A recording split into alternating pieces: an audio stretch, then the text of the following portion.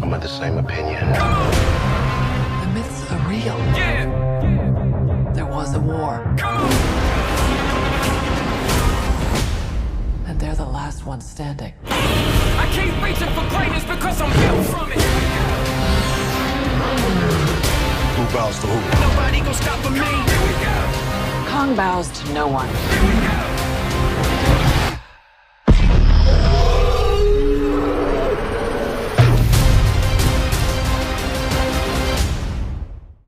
Welcome YouTubers and one and all to an all new video. This video is going to be about a movie review of a film that just came out the end of March and got released on HBO Max and into theaters and has become a pandemic box office success. So we're going to go right into that film. But before we do that, make sure you hit that subscribe button so you don't miss out on this video or any of the other awesome videos I put up. And if you hit that bell notification button, it'll alert you when new videos pop up. So don't forget to hit that too. And as always, people, if you enjoy my content and find it interesting, check out my other social media platforms such as Facebook, Twitter, and Instagram, where also I post fun stuff. So as always, people, let's get right into this!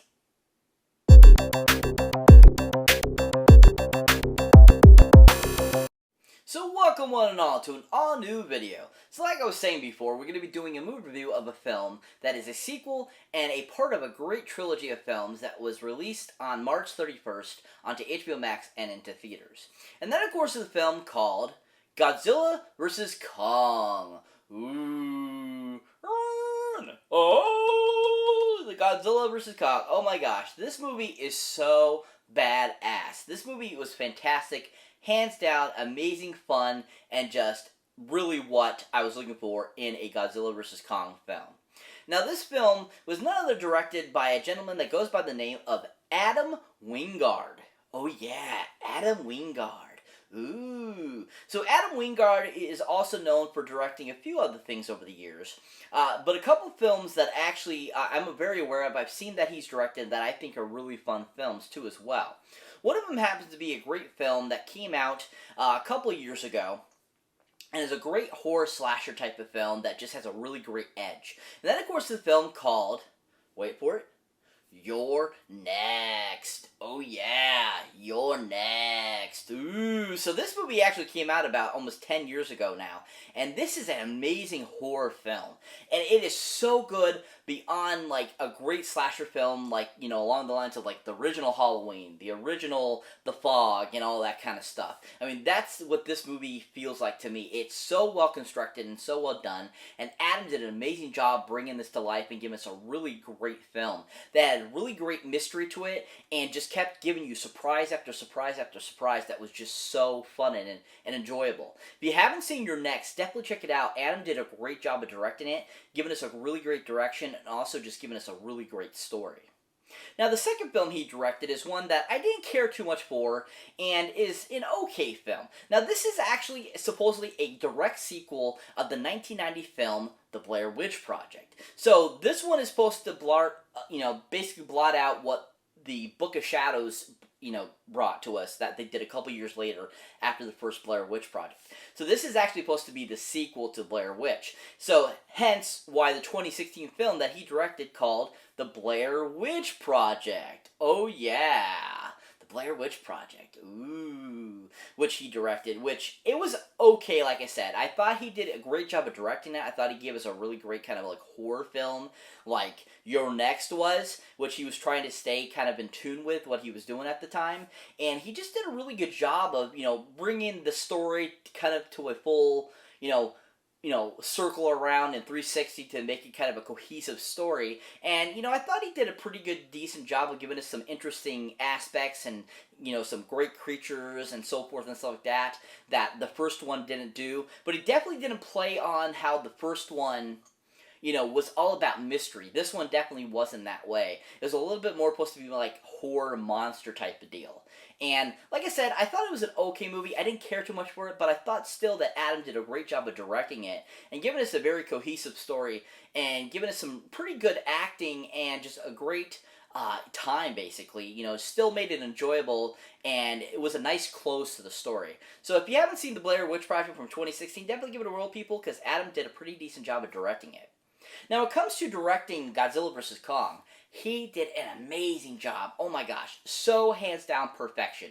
This is exactly what I wanted from a Godzilla vs. Kong film. He brought us everything we were looking for. He gave us all the kaiju action we were looking for. He gave us comedy. He gave us a great story. And he added so many great elements to it that's so known from the, Godzilla franchise since its inception back in the 50s. All those things. We got Mechagodzilla, we got Godzilla and Kong, we got other creatures from the, their realms and stuff like that he introduced, and it just was so well-rounded and very cohesive. He gives exactly what the first Godzilla film, which came out in 2014, the new reboot, that Michael Dougherty did, that a lot of people complained that Godzilla wasn't in it much, and this is exactly what I think people were expecting from that Godzilla film. Like what they did with Godzilla King of the Monsters. Exactly the same thing. He gave us all that kaiju action that we were looking for. And that's why I think this movie is such a great success. And why he did such a great job. Really well done. He made the creatures look amazing. He had great cinematography. Great, looks and everything about bringing to life this universe. And I just thought he did a really fantastic job directing it. Hands down, if you haven't seen an Adam Wingard film, or you haven't seen Kong vs. Godzilla yet, or Godzilla vs. Kong, definitely check it out. It's on HBO Max until April 30th. So this movie has a really stellar cast that's very enjoyable, very well, brought into the, fold, that hired and so forth, that just really brought the film great presence. Now, the start us off is none other than the main gal herself that kind of is in charge of Kong throughout the film. And that, of course, is the actress known as Miss Rebecca Hall. Oh, yeah, Rebecca Hall. Woo! So Rebecca Hall, she's kind of, making a name for her. She's very popular over in Europe. She's, done a whole bunch of stuff over the years, that has, been considered some good stuff, some bad stuff, and so forth. And she's just a really interesting actress. I think she's okay. I don't think she's anything special, but she definitely did bring a great presence to the film, and I didn't mind her in the film. Now, a couple of films I've seen her in and thought she wasn't too bad in are as such. Now, the first one happens to be a great Marvel film that came out in 2013, and it's the third film in a great trilogy of films. And that, of course, is a film called Iron Man 3. Oh yeah, Iron Man 3. Woo! Oh my god, Iron Man 3. Oh my god, so amazing! So Iron Man 3 was such a great film, directed by Shane Black. Rebecca Hall plays a character that Tony Stark interacts with throughout the film. We first get to see her at the very beginning of the film, where she is like this science person nerd that Tony meets at like this expo back in 1999, and then we see her eventually down the road a little bit, she's become more of a scientist and is, trying to help Tony out and, actually kind of double crossing him and stuff like that. And she plays a really interesting character. I think she plays a really good kind of like villain slash kind of anti-hero type of character throughout the film, and I thought that she brought a great presence to the character. I thought she did a pretty decent job of bringing her to life, and was a decent addition to the film. If you haven't seen Iron Man 3 yet, for her performance, definitely check it out. It's worth the watch. Yeah. So that brings me to the second film that Rebecca Hall was in that I enjoyed her in. Now, this is a 2014 Johnny Depp-led film that I think is a really great sci-fi film that doesn't get enough recognition for how interesting and fun it was. And I just think it's a really fun and awesome film that had great CGI effects, great storyline, and just a really cool concept. And that, of course, is the film called Transcendence. Oh yeah, Transcendence. Ooh. So Rebecca Hall actually plays Johnny Depp's wife in the film, of his character in the film, that basically is dying of exposure to, nuclear weapons or some sort of, product that would basically, radiation is basically what it is, that's killing and eating away his body. And he discovers a way to transfer his consciousness into, AI, basically. And she has to deal with the consequences of him doing that throughout the film, and kind of having to deal with trying to figure out what to do. And I thought this was probably one of her best roles. I really enjoyed her in the role. I thought she did a good job as playing the wife. I thought she did a good job of playing kind of this character that, she doesn't know what really to do except for, deal with the consequences and deal with, her husband ended up going from flesh and blood to this robotic instrument, or this, AI thing. And kind of dealing with his, basically his psychosis going from being this human to being, almost world-dominating type of character, and I thought that she did a really good job of that. I thought she really brought a great presence, gave us a really great impression of a person who would be dealing with this. I thought she was very accurate and very realistic, and I thought she just did a really good job. If you haven't seen Transcendence, give it a try, people. It's a really great film. Johnny Depp's awesome in it. Morgan Freeman's awesome in it. It's just a really well-rounded sci-fi film.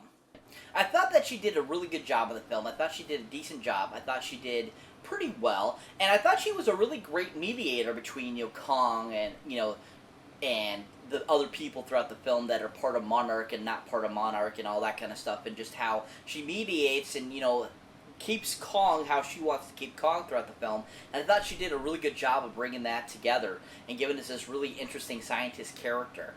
She definitely, like I said, was interesting, fun, and a decent addition to the cast. Really enjoyed her. If you haven't seen Rebecca Hall or anything, or haven't seen Godzilla vs. Kong yet, definitely check it out. She wasn't too bad in it. Cool. So that brings me to the next person I'll be talking about that was in this film. And then, of course, is another mainstay of the series that was in Godzilla vs. Kong as well. And was just a really fun, person to watch, kind of, grow throughout the couple last films, and kind of just see her kind of, become the character she is, and kind of enjoyed her a little more in this film. I thought she was a little better in this one than she was in the last one. And then, of course, is Miss Millie Bobby Brown. Oh, yeah, Millie Bobby Brown. Woo! Millie Bobby Brown. So Millie Bobby Brown, of course, you all know as the character from Stranger Things, 11. She's been in a few things over the last few years. She's become kind of a household name and is a pretty decent actress. Now, a couple of films that I've seen her in thought she wasn't too bad in, or as such. Now, the first one happens to be a great Netflix film that I thought was a really cool take on the Sherlock Holmes story. And then, of course, the film called Enola Holmes. Oh, yeah, Enola Holmes. Ooh. So basically, this is supposed to be Sherlock Holmes' sister. And basically, she's kind of taken on a mantle to try to find their mother, who is also kind of like a sleuthy type of person as well. And she just was really fun in it. I liked the presence she brought to the character. I like how she, gave us this different interpretation of what a Sherlock Holmes character would be. And I just thought it was a really cool concept.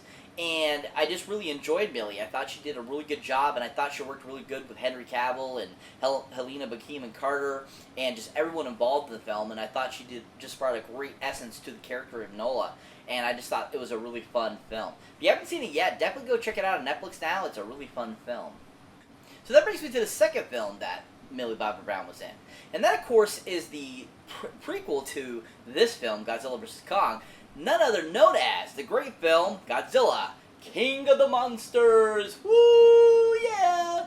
Godzilla, King of the Monsters. Woo! Oh my gosh.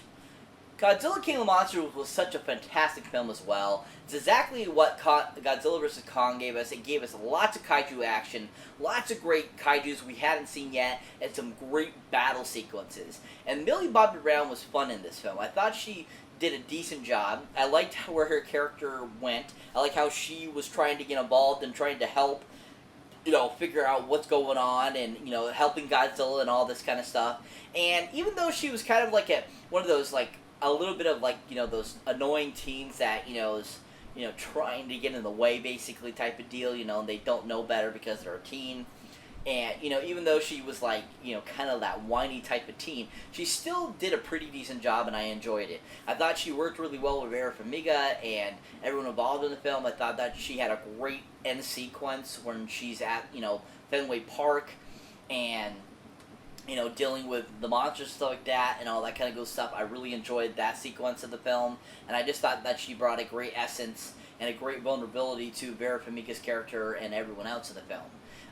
Not too bad of a performance, not too bad. Definitely not as good as her Godzilla vs. Kong performance, but still a decent film. If you haven't seen that one yet, definitely check out Godzilla King of the Monsters. It was an epic film and a great film altogether. Now, it comes to a performance in Godzilla vs. Kong. Like I said, I thought that her performance in this was really fun.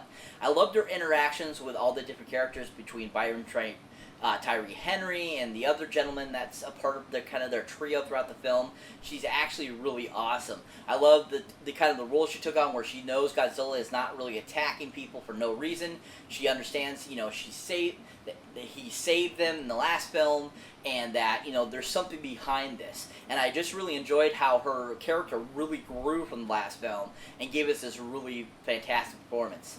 If you are a huge fan of Millie Bobby Brown, definitely check out Godzilla vs. Kong. She's amazing in it. She was really fun and really enjoyable. So that brings me to the next actor I'm going to be talking about. And that, of course, is the awesome and amazing, fantastic, hilarious Mr. Brian Tyree Henry. Oh yeah, Brian Tyree Henry, woo! So Brian Tyree Henry is absolutely an amazing comedic genius. I absolutely love him and everything he's in. He's been in a slew of films over the years. He's always great at his comedic talent, and he, did the same thing in this. He gave us this great comedy with some seriousness, with just a great combination of working so well with everyone and giving us just a really funny and awesome performance. Now, a couple of films I really enjoyed him in and thought he did great. Now, the first one happens to be a CGI animated film that came out a couple years ago, and I can't wait for the sequel for this from Sony. And that, of course, is a film called Spider-Man Into the Spider-Verse! Spider-Verse! Spider-Verse! Ooh! Oh my god. So awesome. He provided a voice in the film, and he was so fun and awesome as the character's voice. He really brought a great quality and characterization to the character and gave us just a really on-point performance. And I just really enjoyed his character, and I just really enjoyed the emphasis he brought to the, voiceover role, and how you really felt he was really there. That you felt that was really Brian Tyree Henry playing that role, and that, even though it was all CGI, still, you felt his presence throughout his voiceover, and he just did a really phenomenal job. If you haven't seen Spider-Man and the Spider-Verse yet, definitely check it out, people. It is worth the watch. So that brings me to the second film that I really enjoyed Brian Tyree Henry in. And that, of course, is a remake of a great 80s classic that was so well made, that was so awesome, and was such a great, first film back in the late 80s that, brought to life Brad Dourif as a main character named Chucky. And this remake actually wasn't too shabby. And that, of course, is the film called Child's Play. Oh yeah, Child's Play. Ooh. So Brian Tyree Henry kind of plays the Chris Sarandon character in this film, and is a really great addition to the film. I really enjoyed him as the next door neighbor cop character, because he really brought a great presence to the character, and it was nice to see somebody in a more of a youthful role just bringing such a great character to life. And I thought he brought great justice to Chris Sarandon's performance. I thought that he did exactly the same as Chris Sarandon did in the original, and just gave us a really outstanding performance that was a great addition to all the other characters and people in the film. And I just really enjoyed his, characterization. He brought a little comedy to it, but also he was just really good at being very serious and very horror-like, and just working it and giving us a really great performance. If you haven't seen the remake of Child's Play, definitely give it a try, people. It actually is a really decent film. I was very skeptical going into it at first, but actually it really blew me away, and actually was really decent. Give it a try, because Brian Tyree Henry was awesome in it. But like I was saying before, when it comes to Godzilla vs. Kong, Brian Tyree Henry was amazing and awesome in this film. Absolutely loved his character, hands down. Every time he was on the screen and any word he said, I was laughing my butt off, because he was absolutely on point hilarity. And just from his, his flask with the whiskey in it that is a part of his dead wife, to him, about his conspiracy theories and his podcast and all that stuff. It was just so stinking funny. And he just brought a great presence to everyone. And he worked really well with Millie Bobby Brown and everyone else in the scenes. And he just brought a great funniness to the film that was a great addition to this film. Because you need a little comedy with this type of film, because you're battling giant kaijus. Why wouldn't you want some hilarity with that? And Brian brought that and just gave us a really great performance. If you haven't seen Godzilla vs. Kong yet, definitely go check it out now for Brian Tyree Henry. He was awesome and amazing, and one of his best roles to date. So what is Godzilla vs. Kong about? Basically, the plot of this film is Kong and Godzilla are the last two titans supposedly around. And basically, the world has decided that they need to create something to battle these kaijus, because of all the destruction that has happened in the previous years. And so this one guy with lots of money decides, oh, I'm going to build something. And basically Godzilla starts to go on a rampage of destroying things, and people don't know why. And you got to basically, throughout the film, you try to figure out why is Godzilla doing this. And they have Kong basically interact with, Godzilla to try to stop him from what he's doing. So Kong's kind of like the anti-hero hero in the film, along with Godzilla. And then you got your mix of what's going on, and basically to find out why Godzilla's doing this and what's going on, and basically who's going to be the master titan, basically. And that's what the film's about, and kind of the people interacting in between and getting to the final climactic battle. It's a really fantastic film, really well done, from the animation to the choreography to the cinematography to the writing to the directing. Everything about this film was so well done and a great addition to that monster universe. And just every film kept getting better and better, and this one is top-notch perfection to me. And it's absolutely fantastic. So well done, so well conceived, and just a really well-rounded film. If you haven't seen it yet, like I said, go check it out now, either in theaters or on HBO Max, which is on there until April 30th. It's a really fantastic film. Definitely must when this comes out on 4K. Definitely put it in my collection. Giant 10 golden movie boxes. Amazing and well done film. So that's it for this movie review, guys. As always, thank you for watching. Thank you for liking. Also, thank you for subscribing. And if this is your first time here, or you've been here before, don't forget to check out any older or newer videos you might not have seen mine yet. And also, people, check out my awesome links down below where you can get to my Patreon page, which is the awesome horror pack, where you can get awesome horror films directly to your door for a great low price. So, definitely check those out too, people. They're really fun. As always, catch you in the next one.